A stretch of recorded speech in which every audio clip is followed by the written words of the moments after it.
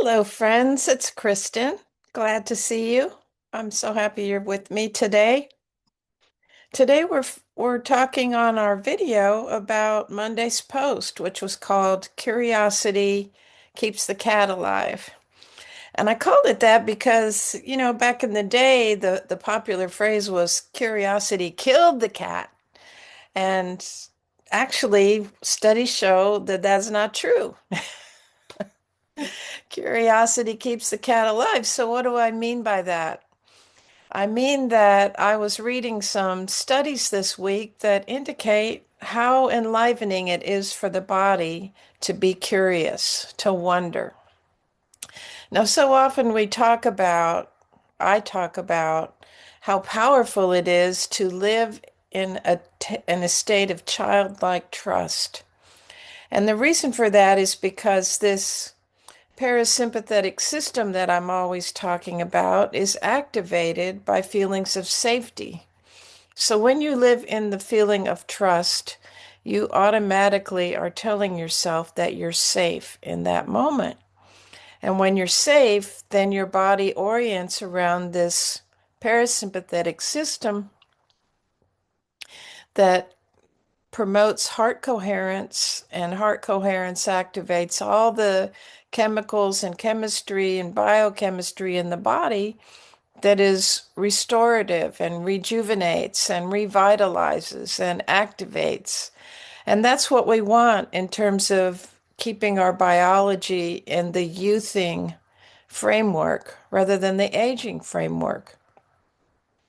So today we're going to talk about curiosity, and I'm curious, how curious are you?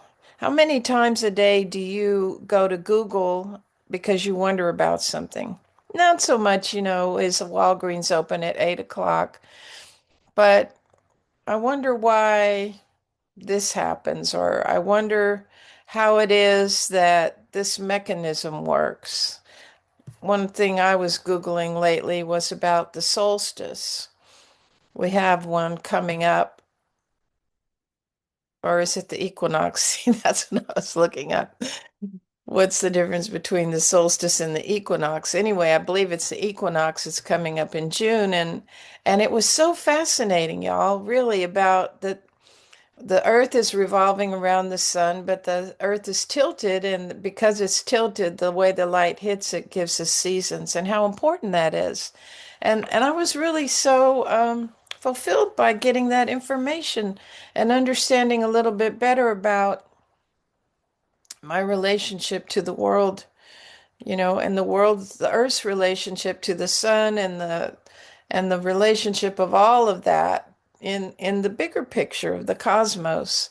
And that is the power of curiosity. So we need curiosity in order to keep the brain alive and vital and building new neural networks, because when you learn new things, then the brain has to build new structures in order to catalog and store it all. And we all know that dementia is actually the state of not being curious, or living in a state of confusion where nothing is comprehensible. And I don't know, I don't want that to happen to me. And so I've been really looking into what are dementia prevention practices that I can build into my life. And curiosity and allowing yourself to wonder about things turns out to be an important part of that. And when you live in a condition where your curiosity is dimmed, if you're in a dead-end job where you know how to do the job and you do the job, but there's no more aliveness in the job, this is a dangerous thing for you biologically, because that very act of living in a state of too much knowing and not enough uncertainty, not enough wondering, is dangerous for your biology. So this happened to me at the end of my corporate career. I had spent several years where I knew my job backwards and forwards, and I could do my job very well, but the ability to grow in my job was limited. So if that's happening to you, pay attention to what we're going to talk about now.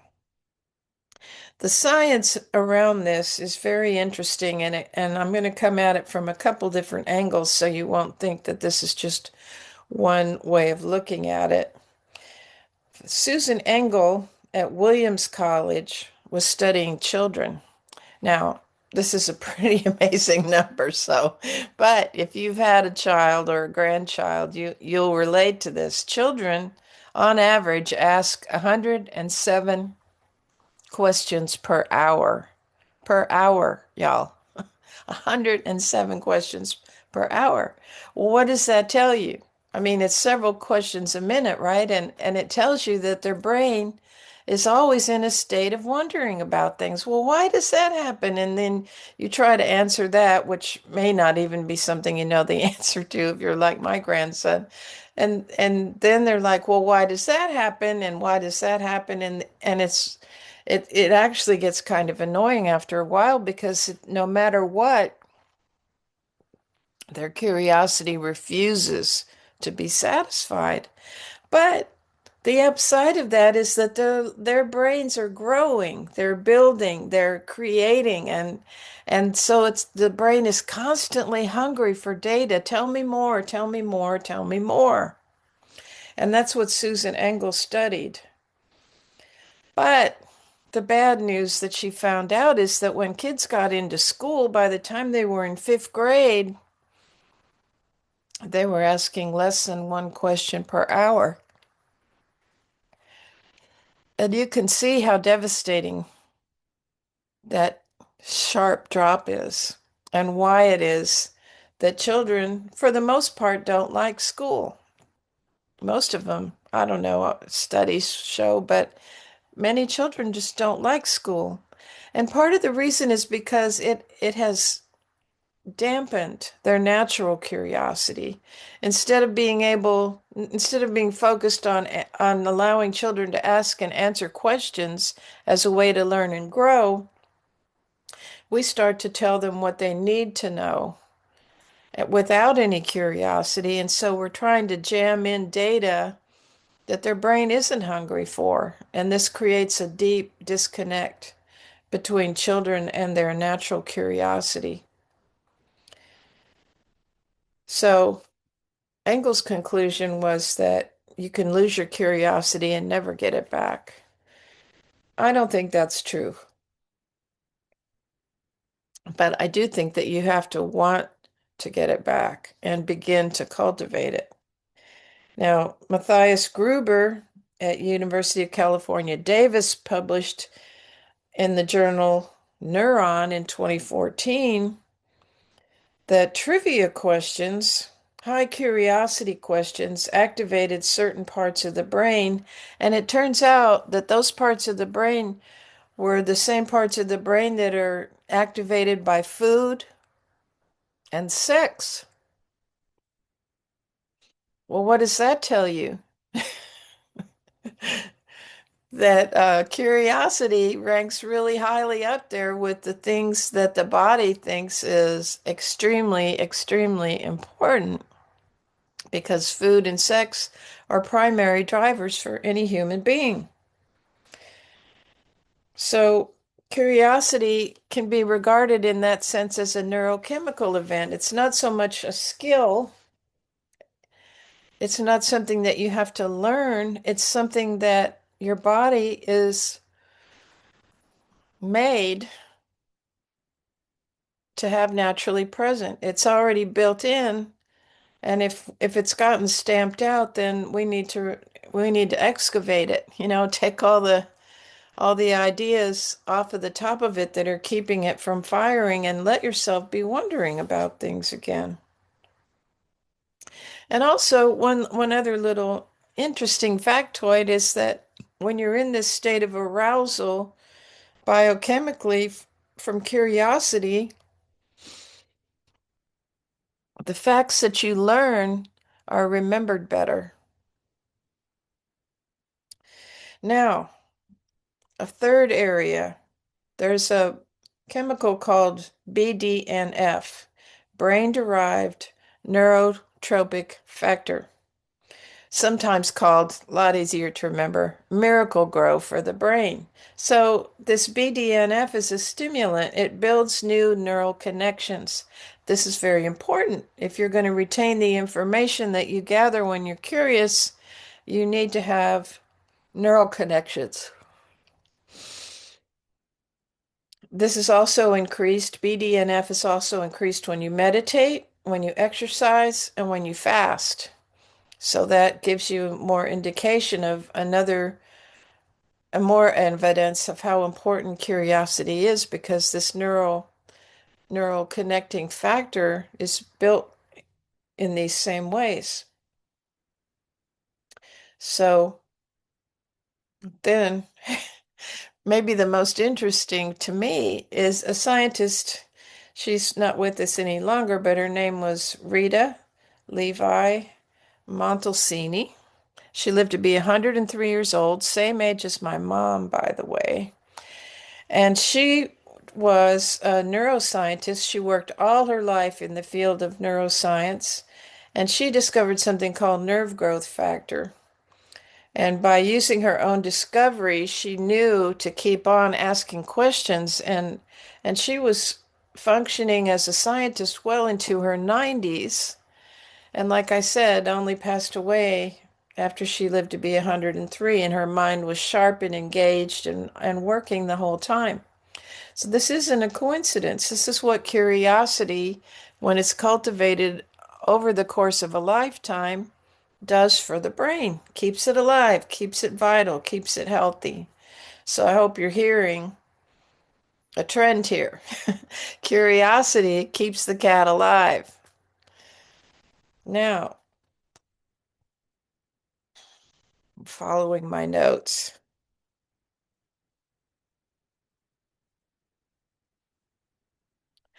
I wanted to talk a little bit about my interactions with my grandson when he was in the 2 to 3 year old category, which sadly now was quite some time ago. He turned 17 a few weeks ago. But I probably have told you about the Little Rock story. Whenever he would come out and visit me, I live in a rural area, and he and I like to go out for a walk, and the streets are only paved with asphalt. They're not concrete streets, so there's lots of gravel. Gravel is the bedrock that they pour the asphalt over. So all along the road are these tiny, tiny pebble-sized, pea-sized little pieces of stone. And on our walk that particular day, my grandson had collected 5 of these stones. And when we got home, we played with those stones for the rest of the afternoon. I mean, we did stuff with those stones. And it was all because he was asking questions. Well, what will happen if we do this to the stones? And what will happen if we do that to the stones? And what if I put a stone in each one of my little Matchbox cars and drive them around the racetrack? What will happen then? And his little brain, probably pretty big brain, but anyway, his brain was generating all these questions about what we could do with these stones.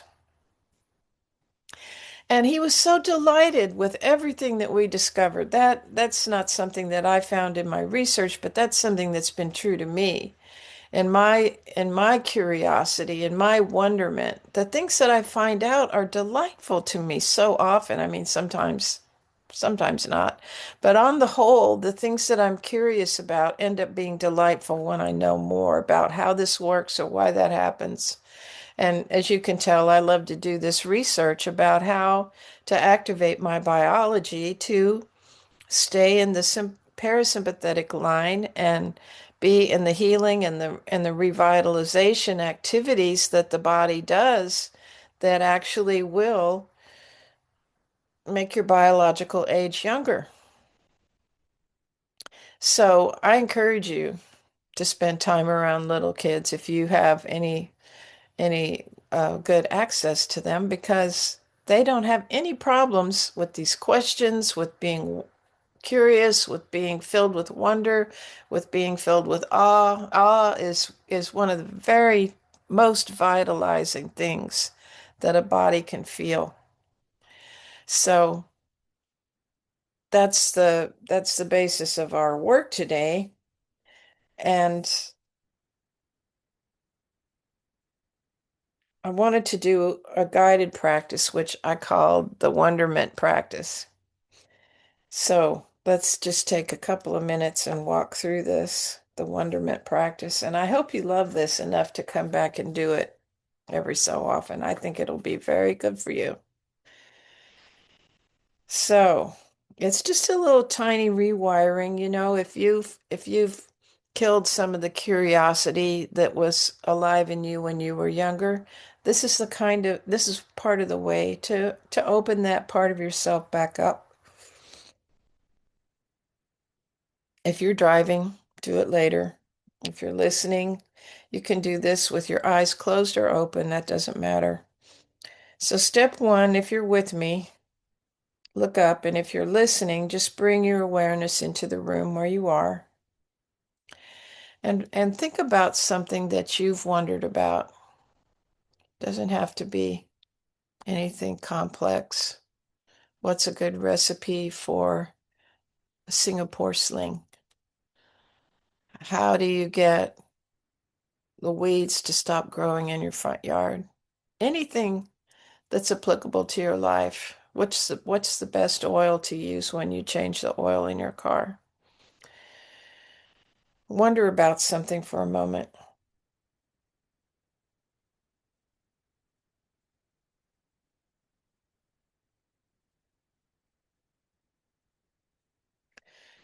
Now put your hand on your heart, like we so often do, and just see if you can feel this little spark of not knowing.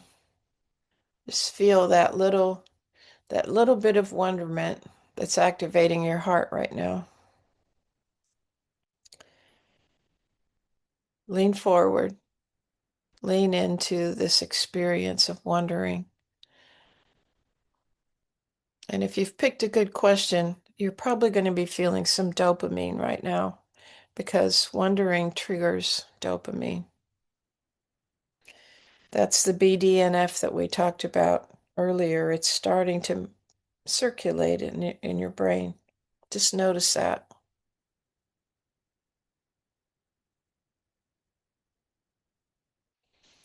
Now we're going to add vocal, auditory piece to that and just say out loud, I wonder.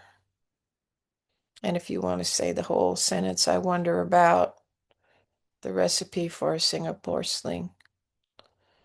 I wonder why the sun comes up in the east. I wonder.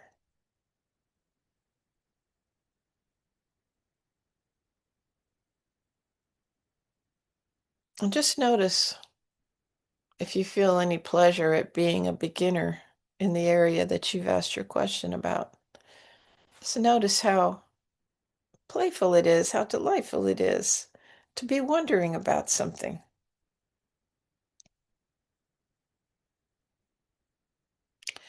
And then we're going to finish with our anchor statement. I'm still curious. I'm wondering. I'm wondering about this world. I'm wondering about my life. I'm wondering about myself. I'm wondering about you.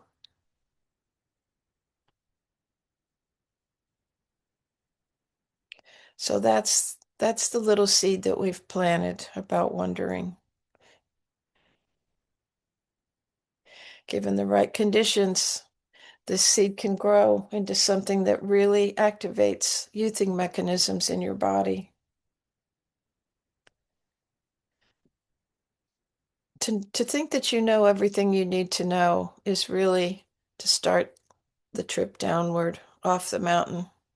To live on the mountain where you're vitalized and energized, you need wonderment and curiosity and even some awe. If you look at the stars from the top of the mountain at night and just wonder about what in the world is out there, that will keep your brain young. It will update,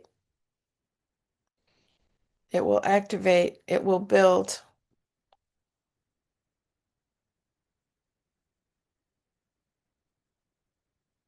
The woman who starts wondering again starts building again. New connections, new pathways. new experiences of aliveness. And these things are very, very good for you.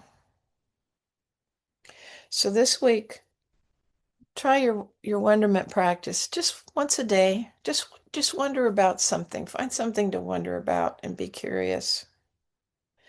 And I'll see you next Monday. Big hugs and love. Bye for now.